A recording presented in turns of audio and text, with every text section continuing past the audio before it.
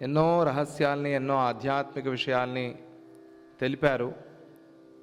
ఇప్పుడు సందర్భం వచ్చింది కాబట్టి ఆ ప్రసంగవశాత్ యుద్ధాన్ని వర్ణిస్తూ శ్రీరాముడే అడిగాడు కాబట్టి ఆ యుద్ధం ఎలా ఉంది అని వర్ణిస్తూ చెప్తున్నారు. ముందే మనం అనుకున్నట్టుగా దీన్ని దాటేయచ్చు, యుద్ధం అలా జరిగింది అని చెప్పి ఒక మాటలో ముందుకు వెళ్ళిపోవచ్చు. కానీ వశిష్ఠులు వాల్మీకి మహర్షి యొక్క హృదయం అది కాదు. కనుక మనం కూడా ఆ యుద్ధాన్ని చెప్పుకుంటూ ఉన్నాం. కొందరికి యుద్ధం అన్నా చాలా ఇష్టం, యుద్ధాన్ని వినటం అన్నా చాలా ఇష్టం. రామాయణంలో ఆ యుద్ధ భాగాన్ని చాలా ఇంట్రెస్ట్గా వింటారు. ఎందుకంటే ఆ యుద్ధం వింటున్నప్పుడు ఏవో మనలో ఉన్న రోగాలన్నీ పోతున్నట్టుగా ఒక భావన. ఆపరేషన్లో ఆ డాక్టరు నించుని చేయాలి అంటే ఆ ధైర్యము సాహసము కావాలి డాక్టర్కి. లేకపోతే చాలా కరుణ దయ అని పోతే ఆయన ఆపరేషన్ చేయలేడు. నేను రక్తం చూడలేను, నేను మాంసం చూడలేను అని చాలా సెన్సిటివ్గా ఉంటే డాక్టర్ ఆపరేషన్ చేయలేడు. కనుక ముందు వారికి ఆ శక్తిని ఇస్తారు. ఆ తట్టుకునే శక్తిని ముందు ఇచ్చి ఫస్ట్ ఇయర్, సెకండ్ ఇయర్ ఇవన్నీ ప్రిపేర్ చేసి తర్వాత ఫోర్త్ ఇయర్లో అప్పుడు సర్జరీ వైపుకి తీసుకువెళ్తారు. నిదానంగా నిదానంగా నిదానంగా. మొదట్లో ఈ కప్పలు ఇంకా ఏవేవో ఉంటాయి కదా, ఎలుకలు, బొద్దింకులు, ఇవన్నీ కోయించి తర్వాత నిదానంగా. ఇవన్నీ వింటేనే మనకు అసహ్యం వేస్తుంది, అమ్మో అనుకుంటాం. ఎందుకంటే మనకింకా రక్త మాంసాలు అనే ఒక భేద దృష్టి ఉంది కాబట్టి అది కూడా పోగొట్టాలి అని అభిప్రాయం. అంటే యుద్ధం చూడాలి, యుద్ధం జరగాలి, హింసగా ఉండాలి అని కాదు అభిప్రాయం. రక్త మాంసాల విషయంలో కూడా ఎటువంటి అసహ్యము, బీభత్సము లేకుండా ఉన్నారంటే వాళ్ళు ఆత్మతత్వంలో ఉన్నారు అని. వాళ్ళకి గాడిదైనా ఒకటే, శునిచైవ శ్వపాకేచ పండిత సమదర్శిన. ఆ పడిపోయిన గాడిదని కాపాడటం కోసం దత్తాత్రేయ స్వామి వెళ్ళారు దాని దగ్గరికి. పంది అయినా ఒకటే, కుక్క అయినా ఒకటే, మనిషి అయినా ఒకటే. బహుశా ఈ భావన మనలో రావాలి అనే ఉద్దేశంతో వాల్మీకి మహర్షి ఆ యుద్ధాన్ని ఎంతగా వర్ణించి చెప్తున్నారు. పైగా వశిష్ఠుల వారు కూడా శ్రీరాముడికి ఆ యుద్ధాన్ని వర్ణించి చెప్పారు కాబట్టి ఇంకా యుద్ధమే జరుగుతోంది. జీవితం కూడా ఒక నిత్య యుద్ధం లాంటిదే. ప్రొద్దునే లేవాలా వద్దా అని ఒక యుద్ధము, కష్టపడి లేస్తే స్నానం చేయాలా వద్దా అని ఒక యుద్ధము, కష్టపడి స్నానం చేస్తే అమ్మో ఈ చలిలో కూర్చుని మనం అనుష్ఠానం చేయాలా వద్దా అని ఒక యుద్ధము, అక్కడ కూర్చున్న తర్వాత మనస్సు నిలపాలా వద్దా ఒక యుద్ధము, మనస్సు నిలిపిన తర్వాత ఎక్కడ నిలపాలి, ఈ మంత్రం మంచిదా ఆ మంత్రం మంచిదా ఒక యుద్ధము. ఇవన్నీ అయిన తర్వాత ఇడ్లీ దొరికింది అనుకోండి తిండిలో, ఈరోజు ఎందుకు దోశలు దొరకలేదు ఒక యుద్ధము. దొరికాయనుకోండి, బయటికి వెళ్ళామనుకోండి, ఆటో దొరికింది అనుకోండి, అయ్యో ఆటో దొరికిందే, ఏదైనా మంచి ట్యాక్సీ దొరికితే బాగుండేది ఒక యుద్ధము. వీడిదే సొంతం కారు ఉంది, సొంతం కారు ఉంటే ఈ కారు ఉంది, ఇంకొక కారు ఉంటే బాగుండేది, ఇది ఒక యుద్ధము. ఆఫీస్కి వెళ్ళాడు, పనేమో బాగా చేస్తున్నాను, శాలరీ కూడా బాగా వస్తోంది, అయ్యో 2 లక్షలే వస్తోంది, 3 లక్షలు వస్తే బాగుండేది ఒక యుద్ధము. ఇవన్నీ రకరకాలుగా యుద్ధాలు జీవితంలో. ద్వంద్వం అంటే యుద్ధం, 2 ఉన్నాయి అంటే యుద్ధం. ఆ రెండిటిని పోగొట్టడం, ఒకటే ఉన్నది ఏకతత్వాన్ని మనలో నింపటం, ఏకరసాన్ని, ఏక సముద్రంలాగా. ఒకే సముద్రం కనిపిస్తూ ఉన్నప్పుడు ఇంక వేరే వస్తువులు ఏం కనిపిస్తాయి మనకి? అలా సద్గురువుని జ్ఞానసాగరలాగా చూడాలి మనం. ఒకే సాగరం, ఒకే సముద్రం, ఏక సముద్రం, దాని ముందు నించుంటే ఏం కనిపిస్తాయి? ఏమీ కనిపించవు. సముద్రం తీరం కూడా కనిపించదు మనకి. అలా ఎవరైతే పరమాత్మని దర్శిస్తూ ఉన్నారో వారికి ఆ అసలైన ఆనందము, అనుభవం కలుగుతుంది. దాన్ని సిద్ధింపజేయటం కోసం ఇక్కడ వశిష్ఠ మహర్షి, వాల్మీకి మహర్షి యుద్ధాన్ని వర్ణించి చెప్తున్నారు. యుద్ధం అంటే ఇంత ఘోరంగా ఉంటుంది అని. అందువల్ల ఆ యుద్ధానికి పోకుండా ఉండాలి అని తెలపటం కూడా ఒక అభిప్రాయం. వింటేనే ఇంత బీభత్సంగా ఉంటే ఇంకా చూస్తే, జరిగితే ఇంకెంత బీభత్సంగా ఉంటుందో. అందుకనే ఆ యుద్ధం వైపు మనం పోకుండా ఉండాలి. అహింసా మార్గంలో ఉండాలి, అహింస పరమోధర్మ అని చెప్తున్నారు కదా. ఆ అహింస ఉన్న వాళ్ళకే పరమాత్మ యొక్క అనుగ్రహం కలుగుతుంది. అటువంటి వాళ్ళే ఆత్మదర్శనం చేయగలరు. అహింస అస్తేయము అని అహింసతోనే ప్రారంభించారు. దీన్నే జైనులు ప్రధానంగా పట్టుకున్నారు. జైన ధర్మంలో అహింస అనేది చాలా ప్రధానం. అందుకే అది గొప్ప ధర్మంగా ప్రపంచంలో నిలిచింది, ఇంకా రాబోయే కాలంలో కూడా నిలుస్తుంది. అహింసావాదులు అంటే వాళ్ళు రాత్రి సంచారం కూడా చేయరు. మనకి కొంతమందికి జ్ఞానం లేని వాళ్ళకి హాస్యంగా అనిపించవచ్చు. వాళ్ళు ఆ విధానంలో సన్యాసులు ఊడ్చుకుంటూ నడుస్తారు. వాళ్ళు నడుస్తున్నప్పుడు ఊడుస్తూ నడుస్తారు. వాళ్ళ చేతిలో ఒకటి నెమలికలది ఒక విసనకరలాగా ఉంటుంది కదా. అది ఎందుకు అంటే అది ఊడుస్తూ, అంటే ఏ ఒక చీమకి కూడా మన నుంచి హింస కలగకూడదు అని. అలా మనం జీవించలేకపోవచ్చు, కష్టమే. కానీ అయినంతలో మనం అహింసా మార్గంలో ఉండగలం. ఎందుకు సాధ్యం లేదు? సంకల్పిస్తే సాధ్యం అవుతుంది. అది కూడా మనకు తెలపాలి అనే ఒక ఉద్దేశంతో ఇక్కడ ఆ యుద్ధాన్ని వర్ణిస్తున్నారేమో అని అనిపిస్తుంది. మనం ఇదివరకే చెప్పుకున్నట్టుగా స్వామీజీ వారు నవరాత్రుల్లో చెప్పారు. ఈ అమ్మవారి కథలు వస్తున్నప్పుడు ఎన్నో యుద్ధఘట్టాలు మనకి. చండీ సప్తశతి అంతా, అంటే మనం చండీ హోమం అని చేస్తాం కదా, దుర్గా సప్తశతి, దాని నిండా యుద్ధాలే. యుద్ధము స్తోత్రము, యుద్ధము స్తోత్రం, యుద్ధము స్తోత్రం, ఇలా భీకరమైన యుద్ధాలు. నీ శూలం నన్ను కాపాడాలి, నీ ఖడ్గం నన్ను కాపాడాలి అని అమ్మవారిని ప్రార్థన చేస్తారు. ఇదేమిటిది ఇట్లా ఎంత ఉగ్రరూపంగా ప్రార్థన చేస్తున్నారు అంటే, అప్పుడు స్వామీజీ చెప్పారు, ఎవరైతే ఈ యుద్ధఘట్టాన్ని వింటారో, సద్గ్రంథాల్లో ఉన్న యుద్ధఘట్టాన్ని, అటువంటి వారిలో ఉన్న దోషాలు, రోగాలన్నీ కూడా పరిహారం అవుతాయి. మనలో బ్యాడ్ సెల్స్, గుడ్ సెల్స్ అని ఉంటాయి కదా. ఆ బ్యాడ్ సెల్స్ వల్ల మనకు రోగాలు వస్తాయి. ఇటువంటి వినటం వల్ల వాటిలో ఆ బ్లాస్ట్ అనేది తగ్గి, రోగం అనేది తగ్గి, మనలో గుడ్ సెల్స్ పెరుగుతాయి. దాంతో ఆరోగ్యవంతులుగా ఉంటాం. రక్త ప్రసరణ బాగా జరుగుతుంది, రక్త ప్రవాహం బాగా ఉంటుంది. విచిత్రంగా ఇటువంటి దృశ్యాలు చూస్తే మనలో బీపీ రైజ్ అవ్వాలి, బీభత్స దృశ్యాన్ని చూస్తే. కానీ చండీ సప్తశతి చదివితే మనశ్శాంతి కలుగుతుంది, బీపీ తగ్గుతుంది. విచిత్రం. అర్థం చదివినా కూడా, మూలం మాత్రమే కాదు, అర్థం చదివినా కూడా. అందువల్ల ఈ రక్త సంబంధమైన రోగాలు ఉన్నవాళ్ళు చండీ సప్తశతిని వినాలి అని చెప్తారు. అంటే అది క్యాన్సరే కావచ్చు, లేదా హృదయ సంబంధమైన రోగాలు కావచ్చు, లేదా షుగర్ వ్యాధి కావచ్చు, ఏదైనా సరే ఇటువంటి వాటికి చండీ సప్తశతి, చండీ మంత్రాలు చాలా ముఖ్యం. కానీ చండీ హోమం చేయించుకోండి అని. చండీ హోమం అంటే మనం ఫోన్ చేసి కట్టడం కాదు, మనం వినాలి ఆ మంత్రాలు. అవకాశం లేనప్పుడు ఫోన్ చేసి కడతాం. ఆ మంత్రాలు మన చెవిలో పడాలి. ఆ మంత్రాలు వింటున్నప్పుడు అది భావన చేయాలి, అమ్మవారు యుద్ధం చేస్తూ రాక్షసుల్ని గెలుస్తోంది అని. లోపల జరిగేది అదే. లోపల ఏం జరుగుతుంది? ఆ గుడ్ సెల్స్ పోరాడి బ్యాడ్ సెల్స్ని సంహారం చేసి, ఆ చెడు రక్త కణాలని సంహారం చేసి మంచి రక్త కణాలని వృద్ధి చేస్తుంది. వృద్ధి చేయటం వల్ల డెంగ్యూ ఫీవరు అవి ఇవి ఈ కాలంలో చాలా ఉన్నాయి కదా, ఇటువంటి రోగాలు నాశనం అవుతాయి. అందువల్ల ఆ యుద్ధాన్ని వినాలి అని చెప్పారు స్వామీజీ ఒకసారి. అది కూడా ఒక కారణంగా పెట్టుకుని మనం ఆ యుద్ధాన్ని గురించి మాట్లాడుకుందాము. నిన్న కొన్ని విషయాలు చెప్పుకున్నాము. చాలా చమత్కారమైన వర్ణన కూడా అక్కడ కనిపిస్తుంది మనకి.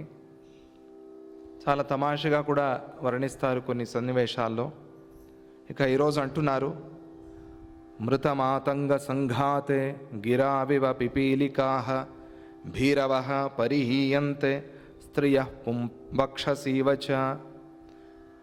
పర్వతాల యందు గల చీమలలాగా అవన్నీ పారిపోయి ఆ చెట్టు తొర్రలో దాక్కున్నట్టుగా, పుట్టల్లో దాక్కున్నట్టుగా, వక్షస్థలంపై, ప్రియుడి వక్షస్థలంపై యువతి నిద్రించినట్టుగా దాక్కున్నట్టుగా, పిరికివారు మరణించిన ఏనుగల మధ్యలో దాక్కుంటూ ఉన్నారు. అది యుద్ధ వర్ణన. అలా ఉన్నారు వాళ్ళంతా అని. అపూర్వోత్తమ సౌందర్య కాంత సంగమ శంసినః వాంతి విద్యాధర స్త్రీణాం అలకోల్లాసినో నిలాహ. ఛత్రేషు ఉడ్డీయమానేషు స్థితేషు వ్యోమ్ని చంద్రత ఇందునేవ యశోమూర్త్యా కృతా శుభ్రాతపత్రత భటో మరణమూర్ఛాంతే నిమేషేణామరం వపుః స్వకర్మ శిల్పిరచితం ప్రాప్త స్వప్నపురం యథా. అపురూపమైన సౌందర్యం గల ప్రియులతో విద్యాధర స్త్రీలు కలుస్తారని తెలిపే విధంగా శుభసూచకంగా గాలి వీస్తోంది. ఆ మంచి గాలికి వారి జుట్టు అందంగా కదులుతోంది. ఇది ఒక శుభ సూచన. ఆకాశము తెల్లని గొడుగుతో నిండిపోయి చంద్రమయమైపోయిందా అన్నట్టుగా ఉంది. వీరుల కీర్తి అనే వెన్నెలలే ఇలా వ్యాపించాయా అన్నట్టుగా కనిపిస్తోంది. ఎప్పుడు తెలుపుని కీర్తితో వర్ణిస్తారు. అందుకనే మనం తెల్ల చొక్కా వేసుకున్నట్టుగా జాగ్రత్తగా ఉండాలి అని. దాని మీద ఒక చిన్న మచ్చ పడినా కూడా దాగ్ అచ్చా హే, అదేనా ఈ కాలంలో, అంటే మచ్చ మంచిదే అని ఇది ప్రచారం చేస్తున్నారు ఈ కాలంలో. అది అడ్వర్టైజ్మెంట్, అది వేరే విషయం అనుకోండి. ఇదే పిల్లల్లో ఉండిపోతే చాలా కష్టం. కొన్ని మాటలు పిల్లల్లో నిలిచిపోతాయి. మచ్చ మంచిదే అని, ఏదో ఒక దురభ్యాసం ఉండాలి అని చెప్పేవాళ్ళు ఉన్నారు ప్రపంచంలో. ఏదో ఒక దురభ్యాసం లేకపోతే మనిషి ఎందుకండి అనేవాళ్ళు కూడా ఉన్నారు కొంతమంది. ఏదైనా ఒకటి లేకపోతే పుట్టి ఎట్లా అండి, ప్రయోజనమే లేదు అనేవాళ్ళు కూడా కొంతమంది ఉన్నారు. ఏంటి కాఫీ కూడా మీరు తాగరా, టీ కూడా మీరు తాగరా, అయ్యో కాఫీ టీ కూడా తాగకపోతే ఎలా అండి, అంటే చచ్చిపోతారు అన్నట్టుగా కొంతమంది మాట్లాడతారు. ఏం తాగరు? అవును, తాగకపోతే మంచిదే కదా. కాఫీ టీ కూడా తాగకపోతే ఎలా అండి అనేవాళ్ళు కొంతమంది ఉన్నారు. ఇది ఇలా పెరిగి దురభ్యాసాల వైపు మనసు వెళ్ళిపోతుంది. అందుకనే పిల్లలకి ఇది మంచిది కాదు, ఇది మంచిది కాదు అనే చెప్తూ ఉండాలి. అలా చెప్తూ ఉంటే కొన్నైనా ఫిల్టర్ అయ్యి కొన్నైనా మిగులుతాయి. అది లేకుండా పోతే కొన్ని మాటలు చాలా ముఖ్యమైనవి, కొన్ని మాటలు మనం ఆడనూకూడదు. అలా అది మనస్సులో పడిపోయింది అనుకోండి, ఇంకా పోదది. మచ్చ, తెల్ల చొక్కా మీద మచ్చ ఉన్నట్టుగా కీర్తిని తెల్ల గొడుగు అని కీర్తిస్తారు. అందుకనే గురు మహారాజ్ అని పిలుస్తాం కదా, ఆ సింహాసనం మీద ఛత్రం ఉంటుంది. ఎందుకంటే అది కీర్తి అని. కీర్తి వారికన్నా ఎత్తులో ఉంది అని, వారికన్నా పైన ఉంది, వ్యాపించి ఉంది అని. ఆ కీర్తి ఛాయలో, ఆ నీడలో మనమంతా ఉన్నాం, ఆయన రక్షణలో మనం ఉన్నాము అని. కీర్తి అనేది చాలా ముఖ్యం. దాన్ని పెంచుకునేందుకు ప్రయత్నం చేయాలి, తప్పేమి లేదు. మంచి చేసి ప్రచారం చేసుకుంటారు కదా, తప్పేం లేదు. కానీ చేయని దాన్ని కూడా ప్రచారం చేసుకుంటే తప్పు, అది దోషం. చేసేది ఇంత, ప్రచారం ఇంత, అది కష్టం. అది నువ్వు ఇంత చేసి ఇంత ప్రచారం చేసుకో, మంచిదే, తప్పేం లేదు. ఇంత చేసి అయ్యో అన్ని పేపర్లో రావాలి అంటే నువ్వు 5 రూపాయలు ఇచ్చి అన్ని పేపర్లో ఎట్లా వస్తుంది? పేపర్లో అడ్వర్టైజ్మెంట్ వేయడానికి 3000 అవుతుంది. నువ్వు ఇచ్చింది 5 రూపాయలు, ప్రచారం 3000 కావాలి నీకు. అదే 3000 ఇచ్చి ఒక 5 రూపాయలు ప్రచారం చేసుకో, తప్పులేదు. ఇది ఎవరికి వాళ్ళకే తెలియాలి. ఈ లెక్క నేను చెప్పేది కాదు, ఎవరికి వాళ్ళకే తెలియాలి. కీర్తి అనేది చాలా ముఖ్యం. ఆ కీర్తి కోసం ప్రయత్నం చేయండి. అకీర్తిని, అపకీర్తిని పోగొట్టుకునేందుకు ప్రయత్నం చేయండి అని శాస్త్రాలు చెప్తాయి. అది చాలా ముఖ్యమని. అలా కీర్తి వెన్నెలలాగా వ్యాపించి ఉంది అని, వీరుల కీర్తి. ధర్మయుద్ధం చేస్తున్నారు కదా, అందుకనే యుద్ధంలో మరణించిన భటులు ఆ యుద్ధ మరణ మూర్ఛ నుండి తేరుకున్న వెంటనే తమ తమ స్వకర్మలు అనే శిల్పి నిర్మించిన అమర దేహాలను, అంటే దేవతా శరీరాలను నిమిషంలో స్వప్నపురంలాగా పొందుతూ ఉన్నారు. వారికి ఆలస్యం కూడా పట్టడం లేదు, సమయం కూడా అవ్వటం లేదు. శరీరాన్ని చాలించిన వెంటనే స్వకర్మ అనేది శిల్పి. ఎవరికి శిల్పి? ఈ శరీరానికి, మీకు, నాకు, అందరికీ కూడా. ఎవరు శిల్పి? ఎవరు తయారు చేశారు మిమ్మల్ని, నన్ను, అందరినీ? మన స్వకర్మ మనల్ని తయారు చేసింది. మనం చేసిన కర్మే మనకి శిల్పి. మన జీవితాన్ని మలిచినది ఎవరు అంటే మన స్వకర్మ. మనం చేసుకున్న స్వకర్మ, మనం చేస్తున్న కర్మ, మనం చేయబోయే కర్మ, ఇదే మనకి శిల్పి. ఆ మాటను ఎంత చక్కగా చెప్తారు చూడండి అక్కడ. స్వకర్మ అనే శిల్పి నిర్మించిన దేవతా శరీరాల్ని వాళ్ళు ధరిస్తూ ఉన్నారు అని. అంటే స్వకర్మ చేశారు వాళ్ళు. ఏం స్వకర్మ? వీరులు కదా వాళ్ళు. వీరుల స్వకర్మ ఏమిటి? ధర్మం కోసం పోరాటం. ధర్మం కోసం, ధర్మరాజు, ధర్మంలో ఉన్న రాజు, ఆయన కోసం ధర్మ మార్గంలో పోరాడారు. అది మంచి స్వకర్మ అయింది. నీ డ్యూటీ నువ్వు చెయ్యి, అదే నీకు స్వకర్మ. నీకు ఏ సేవ ఇచ్చారో, ఏ పని ఇచ్చారో దాన్ని సక్రమంగా చెయ్యి, అదే స్వకర్మానుష్ఠానం అవుతుంది. దాన్ని మానకూడదు నువ్వు ఎప్పటికీ కూడా. గాయత్రి ఉపదేశం అయింది, గాయత్రి చేయాలి, చేసి తర్వాత మంత్రం చేయాలి. ఏవేవో మంత్రాలు చేస్తూ గాయత్రిని మరిచిపోతే అది స్వకర్మానుష్ఠానం కాదు. దాంతో ఏమవుతుంది అంటే నీకు ఆ కొత్త మంత్ర ఫలం కూడా రాదు, గాయత్రి మంత్రం చేయని పాపం కూడా వస్తుంది. ఏమిటి ఫలం దీనివల్ల? మరి ఎందుకు ఉపదేశం తీసుకున్నావు అయితే గాయత్రి మంత్రాన్ని? గాయత్రి మంత్రం ఉపదేశం అయింది కాబట్టి నీకు ఆ మంత్రాన్ని చేసి తర్వాత ఏవో కొత్త మంత్రాలు చేయి. కొత్త మంత్రాలు రాగానే కొత్త సినిమా వచ్చేది, పాత సినిమా తీసేశారు థియేటర్ నుంచి అన్నట్టుగా వ్యవహారం అయితే దాని నుంచి ఫలం రాదు మనకి. చాలా తప్పు, అది చాలా దోషం. అది అలా చేయరాదు, స్వకర్మానుష్ఠానం కాదు అది. అలాగే సద్గురువు ఇచ్చిన మంత్రాన్ని ముందు చెప్పుకుని తర్వాత నువ్వు వేరే మంత్రాన్ని చెప్పుకో. సద్గురువు ఇచ్చిన పని చేసి తర్వాత నీ సొంత పనులు చేసుకో, అది నీకు మేలు చేస్తుంది. అది స్వకర్మానుష్ఠానం అవుతుంది. స్వ అంటే మనం అంటే సద్గురువే కదా, మనం అంటే మన గురువు చెప్పినట్టుగా మనం చేయటం, అదే ప్రధానమైంది. దాన్ని మించింది లేదు ప్రపంచంలో. అలా వాళ్ళ గురువులు వాళ్ళకి ఏం చెప్పారు? నాయన మీరు యుద్ధం చేయండి, అది మీకు మంచిదవుతుంది అని చెప్పారు. దాంతో వాళ్ళు ధర్మయుద్ధం చేశారు. అది వాళ్ళకి స్వకర్మ అయింది. ఆ స్వకర్మ అనే శిల్పి నిర్మాణం చేసిన దేవతా శరీరం. అంటే ఈ శరీరాన్ని విడిచిపెట్టి వెంటనే వాళ్ళు దేవతా శరీరాన్ని పొందుతున్నారు ఆ జీవులు. అంటే ఈ శరీరానికి ఇంకా సంస్కారం కూడా కాలేదు, ఈలోగానే వాళ్ళకి దేవతా శరీరాలు వస్తున్నాయి. అంటే అంత శ్రేష్టమైనది ధర్మయుద్ధము అని అర్థం అక్కడ. అలా వాళ్ళు దాన్ని ఏదో కలలో జరిగిపోయినట్టుగా జరిగిపోతుంది. కలలో క్షణాల్లో జరిగిపోతుంది కథ. పిల్లవాడు పుట్టడం, పెద్దవాడు అయిపోవటం అన్నీ అక్కడే జరిగిపోతాయి, క్షణాల్లో అయిపోతుంది. కళ, స్వప్నం అది. అలాగే మన జీవితాన్ని కూడా సద్గురు ఒక స్వప్నంలాగా చూస్తాడు. అందుకనే త్రికాల జ్ఞాన సంపన్న అని, జరిగింది, జరుగుతున్నది, జరగబోయేది మూడు కూడా ఆయనకి కళలో లాగా ఏకకాలంలో కనిపిస్తాయి. త్రికాల జ్ఞాన సంపన్న. అందువల్ల ఆయన్ని అడిగి మనం చేస్తాం, ఎట్లా ఉండాలి, ఎట్లా ఏం చేయాలి అని. అది కళలో జరిగినట్టుగా. కళలో ఎంత స్పీడ్గా అయిపోతుంది. అందుకనే మనం బాధపడే విషయాల్లో సద్గురువు బాధపడరు. ఎందుకంటే మనకి అది కళ అని తెలియదు. మనం సత్యం అనుకుని ఈ కాల వ్యవధి ఇంత దూరంగా ఉంది కాబట్టి బాధపడుతూ ఉన్నాం. అందుకనే ఏదైనా కష్టం వస్తే ఈ కష్టం 20 సంవత్సరాల తరువాత ఎట్లా ఉంటుంది అని చూడాలి, లేదా 20 సంవత్సరాల క్రితం నేను ఎట్లా ఉన్నాను అని చూడాలి. 20 ఏళ్ల క్రితం నాకు ఈ కష్టం వస్తే ఎట్లా ఉండేవాడిని, 20 ఏళ్ల తరువాత నాకు ఈ కష్టం వస్తే ఎట్లా ఉంటాను అని చూస్తే ఆ కష్టం తొందరగా పోతుంది. సులభం, తేలిక అయిపోయింది. అంటే మనం భవిష్యత్ దృష్టిని తెచ్చుకున్నాం సాధన చేసి అని అర్థం. అది ఒక యోగ దృష్టి, అది దాన్ని అభ్యాసం చేసుకోండి, అది చాలా మంచిది. 20 ఏళ్ళ తర్వాత ఈ కష్టం ఏం కష్టం కాదు. ఇది ఫస్ట్ స్టాండర్డ్, సెకండ్ స్టాండర్డ్లో ఉన్నవాడు వాడికి డిగ్రీ అయిపోయింది అని ఊహించాడు అనుకోండి. డిగ్రీ అయిపోయింది, ఉద్యోగం చేస్తున్నాడు, వాడికి ఇప్పుడు ఫస్ట్ స్టాండర్డ్, సెకండ్ స్టాండర్డ్ కష్టమే కాదు, వాడికి తేలిగ్గా సులభంగా అయిపోతుంది. ఇది ఒక మార్గము, మంచి మార్గము. అంటే మనం మన శరీరాన్ని అంత ముందుకు తీసుకెళ్ళిపోయాం. అందుకనే ఆ గ్రహాంతర వాసులు అట్లా సుఖంగా ఉంటారు అని. వాళ్ళు జరిగింది చూసేశారు అప్పుడే, వాళ్ళు జరిగిపోయింది వాళ్ళ దృష్టిలో. విచిత్రం ఇది. ఇది ఒక సినిమా తీయటానికి బాగుంటుంది ఇది, కానీ నిజం ఇది. గ్రహాంతర వాసులకి జరిగిపోయింది మన కథ. అందుకనే వాళ్ళకి దుఃఖం లేదు, మనకి దుఃఖం. ఎందుకంటే ఇంకా జరుగుతోంది, అమ్మో ఏం జరుగుతుందో అని.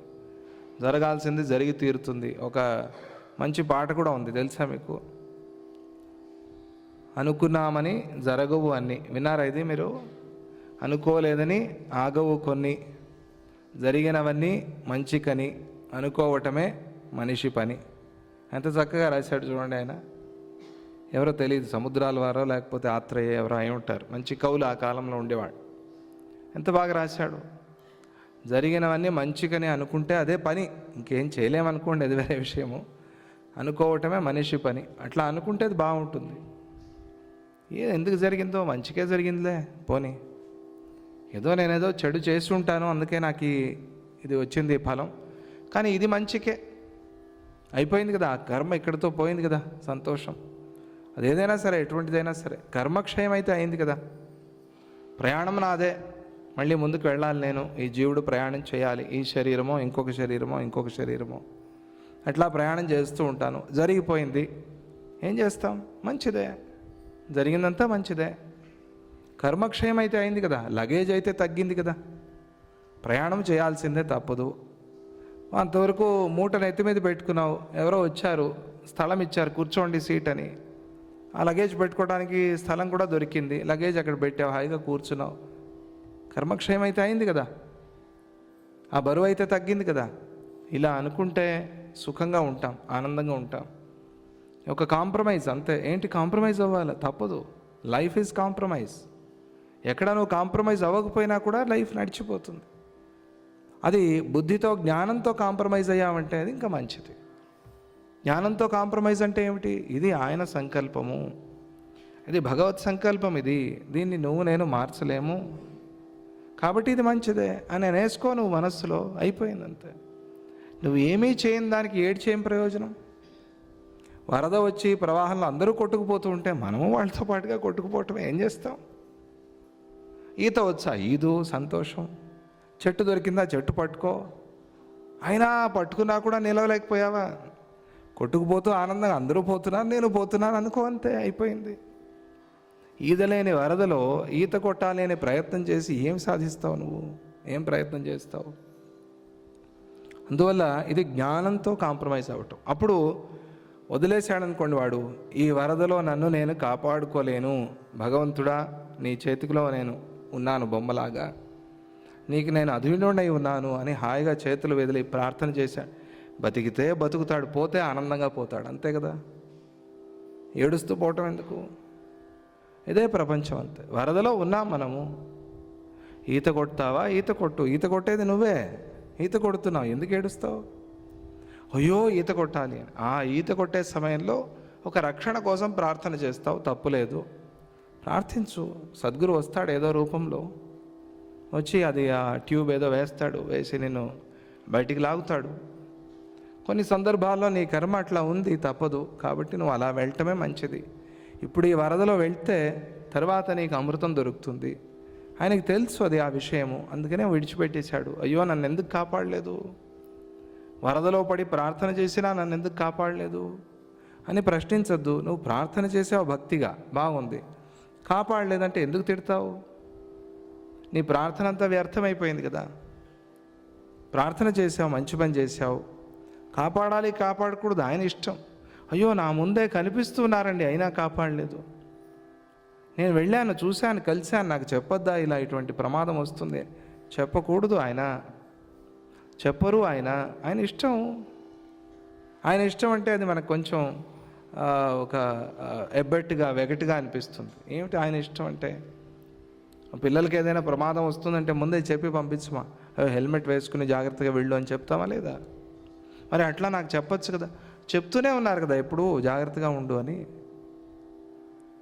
ఈ మాట నీకు పూర్వజన్మలో కూడా చెప్పారు, జన్మల నుంచి చెప్తూనే ఉన్నారు. విని ఉంటే నీకు ఈ ప్రమాదమే వచ్చేది కాదు. వినలేదు అప్పుడు, కాబట్టి ఈ ప్రమాదం వచ్చింది. అందుకే ఇప్పుడు ఆయన ఏమనుకున్నారు? ఓహో వీడికి రక్షణ కాదు, శిక్ష అవసరం, శిక్షణ అవసరం. పోని శిక్ష అంటే దత్తాత్రేయుడు పరీక్షలు అనుకుంటారు కదా, శిక్షణ అవసరం. వీడికి నేర్పించాలి, పాఠం నేర్పించాలి అని అనుకున్నాడు ఆయన. పోనీ ఆ రకంగా ఆయన భావన చేయండి. చేస్తే ఇది జ్ఞానంగా జన్మని అర్థం చేసుకోవటం, జీవితాన్ని అర్థం చేసుకోవటం. వీటికి ఉన్న మార్పు మనకు తెలియాలి, వీటిలో ఉన్న మార్పు మనకు తెలియాలి. వరదలో మనం కొట్టుకుపోతున్నామో, ఈదుతున్నామో, ఏదో మొత్తానికి చేస్తున్నాం, వరదలో ఉన్నాము. వరద దత్తాత్రేయ స్వామిని ప్రార్థన చేయండి, అంతే. ఆయన వరాలు ఇచ్చేవాడు దత్తాత్రేయ స్వామి, సద్గురు వరం ఇచ్చి కాపాడుతాడు నిన్ను. అక్కడ కూడా ఒక మంచి పేరే ఉంది, వరద కూడా మంచిదే కదా. వరాలు ఇచ్చేవాడు అని అర్థం వరద అంటే. బురద కాదు, వరద.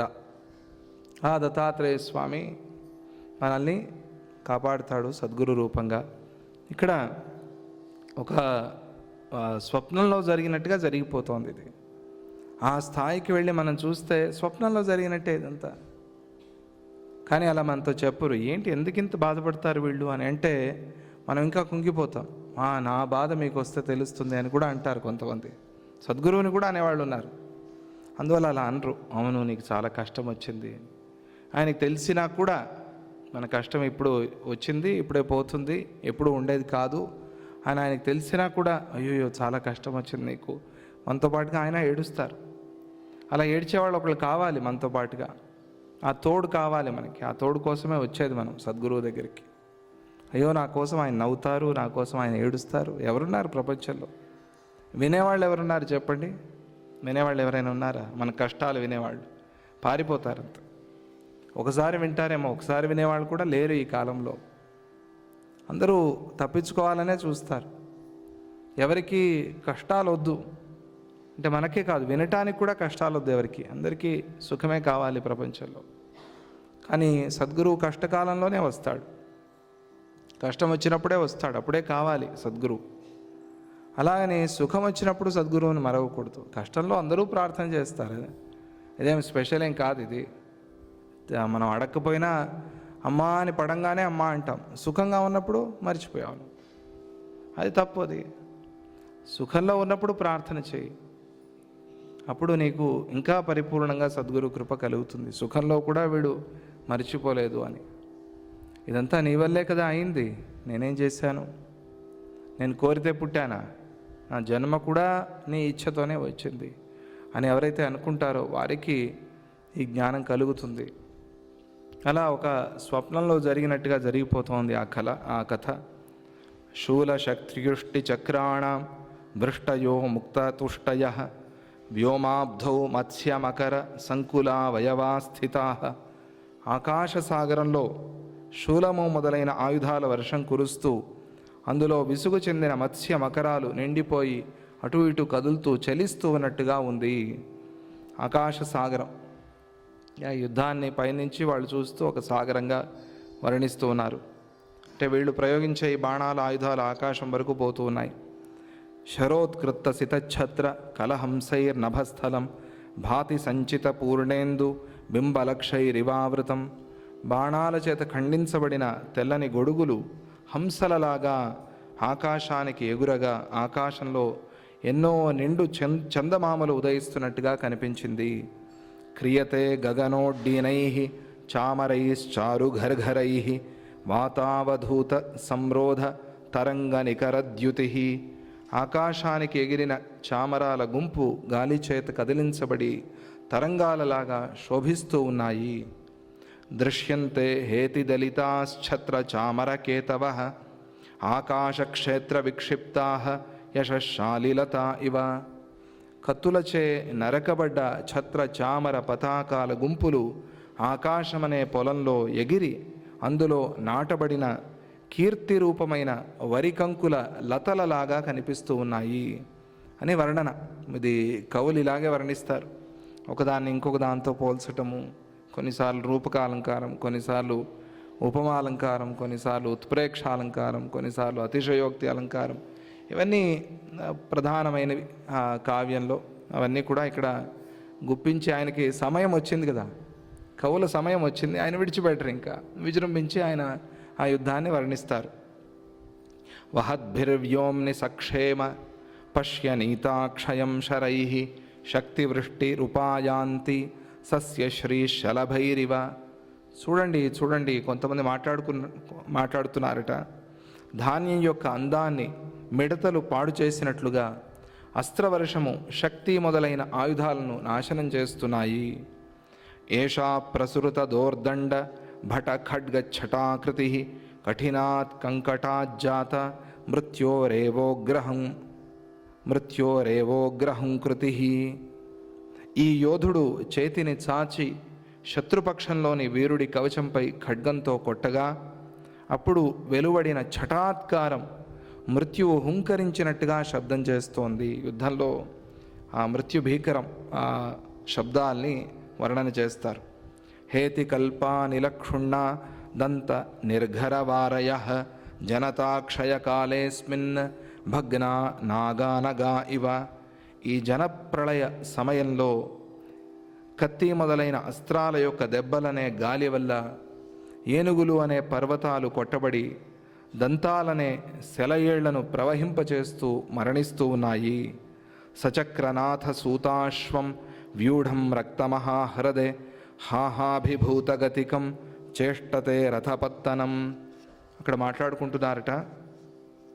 ఆహా, రథికుడు, సారథి, గుర్రము, చక్రాలు కూడా రక్తపు మడుగులో మునిగిపోయి ఈ రథం అనే నగరము కదలలేక తన్నుకుంటోంది అని కొందరు అక్కడ చెప్పుకుంటున్నారట. ఆ యుద్ధంలో కరకంటక కుట్యంక ఖడ్గ సంఘట్టటాంకతై.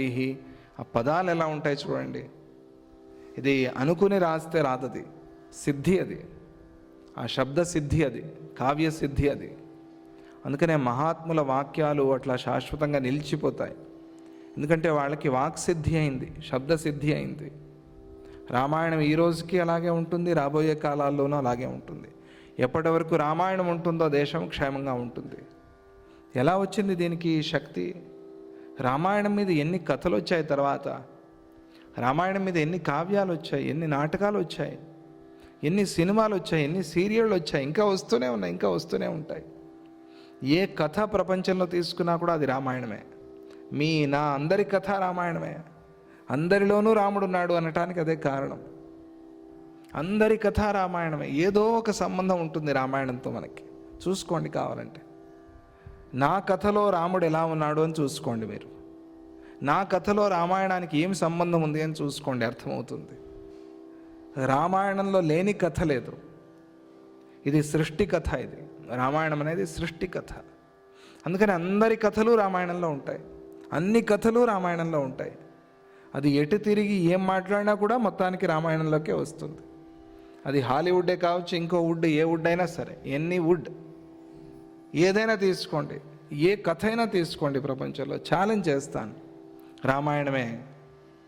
రామాయణంలో లేనిది లేదు, సాధ్యం లేదు. యావత్ స్థాస్యంతి గిరయ సరితశ్చ మహీతలే తావద్ రామాయణ కథాలోకేషు ప్రచలిష్యతి. ఊరికే కాదు ఆ మాట చెప్పింది. ఎప్పటి వరకు సముద్రాలు, నదులు, పర్వతాలు ఉంటాయో అప్పటి వరకు రామాయణం ఉంటుంది. అంటే అర్థం ఏమిటి? దాన్ని రివర్స్గా అర్థం చేసుకోవాలి మనం. ఎన్నోసార్లు చెప్పాను మీకు. ఎప్పటి వరకు రామాయణం ఉంటుందో అప్పటి వరకు సముద్రము, నది, పర్వతాలు ఉంటాయి. రామాయణం పోయిందంటే సృష్టి పోతుంది, సృష్టి నాశనం అయిపోతుంది. అప్పటి వరకు ఏవో చిన్న చిన్నవి అవి ఇవి జరుగుతున్నా కూడా, కన్ఫ్యూషన్స్, యుద్ధాలు, అశాంతి ఉన్నా కూడా తర్వాత సరిపోతూ ఉంటుంది. రామాయణమే పోయిందనుకోండి, సృష్టి పోతుంది, సృష్టి నాశనం అయిపోతుంది. అటువంటి రామాయణం ఎలా శక్తి వచ్చింది దానికి? వేద సమానం అయిపోయింది అది.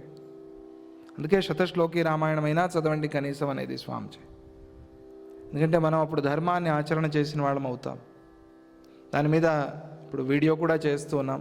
పూర్తి రామాయణం అందరూ ఒకసారైనా వినాలి అని సంకల్పం. జన్మలో ఒకసారైనా రామాయణం పూర్తిగా అందరూ వినాలి అని. అయోధ్యాకాండ, అరణ్యకాండ రికార్డింగ్ అయింది, కిష్కింధాకాండ అవ్వాలి, సుందరకాండ, యుద్ధకాండ, ఉత్తరకాండ ఇవన్నీ కూడా అవ్వాలి తొందరగా అయ్యేటట్టుగా. ఆ సద్గురు కృప, రామానుగ్రహం కలగాలి అనుకుంటూ, అది వాక్శుద్ధి. ఆ కవి యొక్క వాక్ అట్లా అంత బలంగా, శక్తిగా ఉంది, దాన్ని ఎవరు మార్చలేరు. ఇది శాశ్వతంగా ఉండిపోతుంది, అది గురువాక్యం. అలా ఇటువంటి పదాలు అనుకుంటే రాసేవి కావవి, తానై తాను వస్తాయి. అలా వర్ణిస్తూ ఉన్నారు.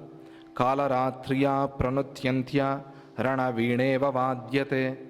కత్తి దెబ్బలతో వీరుల యొక్క చేతులు, కవచాల నుండి పుట్టే టంకారం యొక్క శబ్దం కాలరాత్రి నృత్యం చేస్తూ మీటుతున్న యుద్ధ వీణాధ్వనిలాగా ఉంది.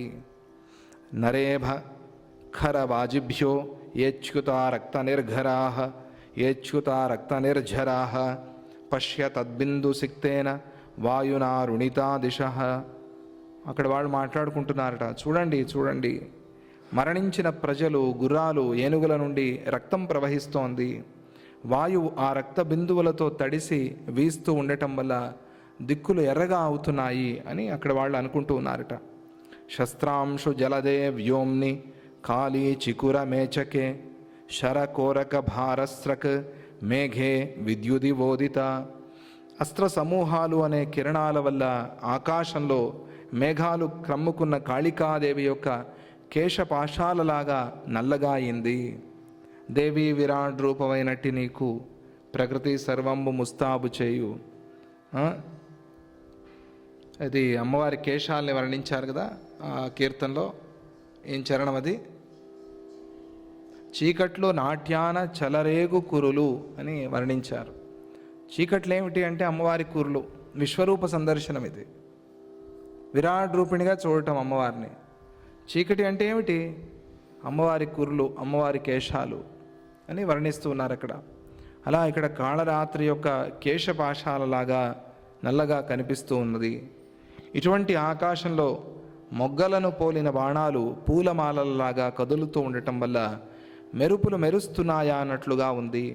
అనంత రక్త సంసక్త సన్నావని తలాయుధై భువనం భాత్యభిజ్వాల మగ్నిలోక ఇవాకులం. భూమి బాణాలు రక్తసిక్తమైపోవటంతో జగత్తంతా ఎర్రగా అగ్నిమయ లోకమైపోయిందా అన్నట్లుగా అనిపిస్తోంది. భుషుండి శక్తి శూలాసి ముసల ప్రాసవృష్టయ అన్యోన్యచ్ఛేదభేదాభ్యాం కర ప్రకరతోపతన్.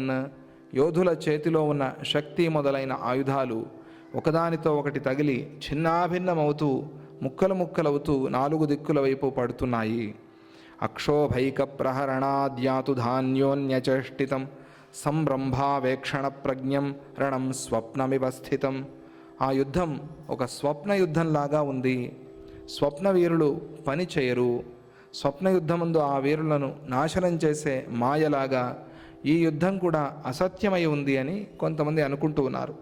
చాలామంది వీరులు కదలిక లేకుండా పడిపోయి ఉన్నా కూడా ఒక్క వీరుడు మాత్రం లేచి యుద్ధం చేయడం చూస్తే ఇదేమి రాక్షసమాయ అనిపిస్తోంది.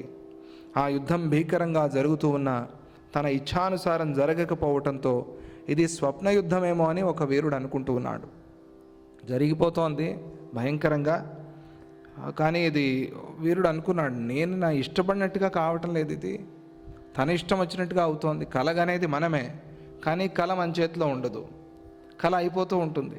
కళలో మనమే కనిపిస్తాం, కానీ కళలో ఈ పని చేయాలి అనుకున్నా కూడా మనం చేయలేం.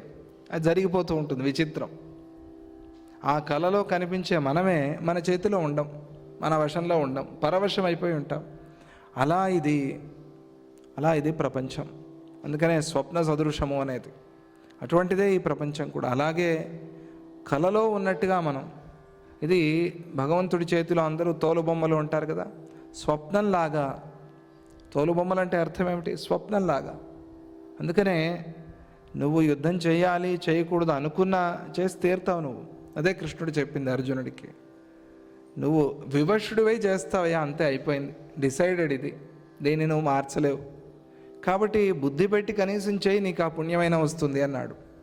నేను చేయకూడదు అనుకుంటే మాత్రం నువ్వు తప్పించుకోలేవు దీని నుంచి. చేసి తీరతావు. యుద్ధం నీతో చేయిస్తాను, యుద్ధం నువ్వు చేసి తీరాలి, తప్పదు, తీర్మానం అయిపోయింది. కాబట్టి తెలుసుకుని ధర్మంగా యుద్ధం చేస్తే అది నీకు మంచిదవుతుంది. స్వప్నంలో కనిపించే మనమే వశంలో ఉండం. అలా ఇది స్వప్న యుద్ధంలాగా ఉన్నది. అనన్య శబ్దా విరత హతాహతి రణఝణై గాయతి వక్షతక్షోభ ముదితో రణభైరవ. ఒకరినొకరు ఎప్పుడూ కొట్టుకోవటం వల్ల పుట్టే ఝణఝణ శబ్దాలు జన సంహారాన్ని చూసి రణభైరవుడు సంతోషించి చేసే గానంలాగా ఉంది. అన్యోన్యరణ హేత్యుగ్ర చూర్ణ పూర్ణోరణారణవ వాలుకామయ ఏవాభూ ఛిన్నఛత్ర తరంగక. ఒకదానితో ఒకటి తగిలి పొడి పొడిగా అయిపోయిన అస్త్రాలు ఆ యుద్ధమనే సముద్రంలో ఇసుకలలాగాను చినిగిపోయిన ఛత్రాలు తరంగాలలాగాను కనిపిస్తూ ఉన్నాయి అని వర్ణన. సరభసరసవద్విసారైతూర్య ప్రతిరవపూరిత లోకపాలలోక రణగిర రయముగ్ర పక్షదక్ష ప్రతిశ్రుతివృత్త ఇవాంబరే యుగాంతే. అది కొద్దిగా వృత్తం మార్చి చెప్తారు, ఆ స్టైల్, ఆ లయ మార్చి చెప్తారు. 4 దిక్కుల నుండి వేగంగా పుట్టే రణతూర్య నాదాల సుమధుర ధ్వనులు దిక్పాలక లోకాలను కూడా నింపుతున్నాయి. ఆ యుద్ధమనే పర్వతం ప్రతికూలంగా చలించే ఇరు సైన్యాలు అనే భీకరమైన రెక్కలను కలిగి ప్రళయం దాపురించటం వల్ల ఆకాశానికి ఎగురుతోందా అన్నట్టుగా ఉంది. హాహాధిక్ ప్రవికట కంట కంకటాననోద్యత్ ప్రోడ్డీన ప్రకట తడి ఛటా ప్రతప్తా. నాకు కూడా కష్టమే ఈ శ్లోకాలు చదవటం, కానీ ప్రయత్నం చేస్తున్నా. క్రేంకార స్ఫురిత గుణేరితారణంతో నారాచాహ శిఖరి శిలాగణం వహంతి. ఆహా, అయ్యో, మా బాణాలు క్రేంకారధ్వనిని చేస్తూ ధనుస్సు నుండి వెలువడి కూడా శత్రు కవచాలను ముక్కలు చేయలేకపోతున్నాయి. కవచపు దెబ్బలు తగిలి విద్యుత్తులాగా వెలువడ్డ నిప్పురవ వల్ల కాల్చబడి దగ్గరలో ఉన్న కొండరాళ్లను పగులగొడుతున్నాయి అని వీరులు అనుకుంటూ ఉన్నారు. ఇది ఎలా ఉంది అంటే, మనం ఏ పని చెప్పామో ఆ పని చేయకుండా ఏదో చాలా గొప్ప పని వేరేది చేశారనుకోండి, ఏమవుతుంది? మనకి తృప్తి కలుగుతుందా? సంతోషం అవుతుందా? లేదు. వాడు చేరింది ఇంజనీరింగ్లో, చదివేది ఎంబీబీఎస్ పుస్తకాలు. సంతోషం అవుతుందా మనకి? దానివల్ల ఏదైనా లాభం ఉందా? లేదు. అలా అయింది కథ అని చెప్తారు. అదే ఆంజనేయ స్వామి సుందరకాండలో చెప్పే మాట, అద్భుతమైన మాట, కార్యసిద్ధి. అందుకనే ఆయన కార్యసిద్ధి హనుమాన్ అయ్యారు. అంటే ప్రభువు చెప్పిన పని ముందు చెప్పింది చెప్పినట్లుగా పూర్తి చేయాలి. అది చాలా ప్రధానం. ఆయన చెప్పిన పనికి భంగం లేకుండా ముందు ఆ పని పూర్తి చేయాలి. తరువాత దానికి అంగంగా దానికి సంబంధించిన ఏవైనా పనులు ఉంటే అవి కూడా పూర్తి చేయాలి. ఉంటే ఏదో నేను వేరే పెద్ద పని చేస్తాను ఈయన చెప్పిన దానికన్నా అని ప్రారంభించి చెప్పిన దాన్ని విడిచిపెడితే, మరిచిపోతే మాత్రం అది కార్యసాధకుడి లక్షణం అనిపించుకోదు అని చెప్పారు ఆయన. అందుకనే ముందు గురువు నీకు చెప్పిన పని చేసి తర్వాత మిగతా పనులు చేయి. ఏదో చాలా పెద్ద పని చేశాను కదా నేను అని అంటే, నువ్వు ఈ చిన్న పని చేయటమే నీకు అవసరం. ఇది నువ్వు చిన్నది అని అనుకుంటున్నావు, అది నీ తప్పు. కానీ అది గురువుకి పెద్ద పని, ఇది చెయ్యి. నన్ను వెళ్ళి అన్నపూర్ణ మందిరంలో వడ్డించమన్నారు, కానీ నేను ఒక 5 లక్షలు అన్నపూర్ణ మందిరానికి ఇద్దామనుకుంటున్నాను. ఇవ్వు, అది తర్వాత. కానీ వడ్డించమంటే వెళ్ళి వడ్డించు. వడ్డించడం అంటే ఏంటండి? ఎవరైనా పని వాళ్ళు ఎవరినైనా పెడితే వాళ్ళే వడ్డిస్తారు. కాదు, నీకు అది అవసరము, నువ్వు వెళ్ళి వడ్డించమన్నా నువ్వే వడ్డించు. ఫిజికల్గా సర్వీస్ చేయాలి నువ్వు అనేది సద్గురువు సంకల్పం. అది చేయి ముందు. అది చేసి తర్వాత, ఓహో అన్నపూర్ణ మందిరంలో మంచి సేవ జరుగుతోంది అని తర్వాత నువ్వు కావాలంటే ట్రస్ట్కి కట్టు. నేను ట్రస్ట్కి కట్టాను, 5 లక్షలు కట్టాను, నేను ఎందుకు వడ్డించాలి అంటే ఆ ఫలం వేరే, ఈ ఫలం రాదు. ఎందుకంటే ఇది గురువు చెప్పిన పని, ఈ పని నువ్వు చేయలేదు, దానికి రావాల్సిన ఫలం నీకు రాదు. అది వేరే ఫలం. అది నువ్వు కట్టిన దానికి వచ్చిన ఫలం అది వేరే. ఇది మనకు ఆంజనేయ స్వామి చెప్తాడు. ప్రభువు అంటే సద్గురువు. నా ప్రభువు చెప్పినది, స్వామి చెప్పినది నేను చేయాలి. స్వామి అంటే ఎవరు? సద్గురువే. నా స్వామి చెప్పినది నేను చేయాలి. తరువాత దానికి అంగంగా ఆయన అన్నీ చేసి అంతా వెతికి, లంకంతా వెతికాను, తిరిగి వెళ్ళిపోలేదు. సీతను చూసి కదా రమ్మన్నాడు. అందుకనే సీతను చూడలేదు కాబట్టి నేను తిరిగి వెళ్ళను అనుకున్నాడు. సీతామాత దర్శనం అయిన తర్వాత ఆలోచించాడు ఆయన, ఇప్పుడేం చేయాలి అని. తర్వాత ఆయనకి కనిపించింది అశోకవనం, దీన్ని ధ్వంసం చేద్దాం అనుకున్నాడు.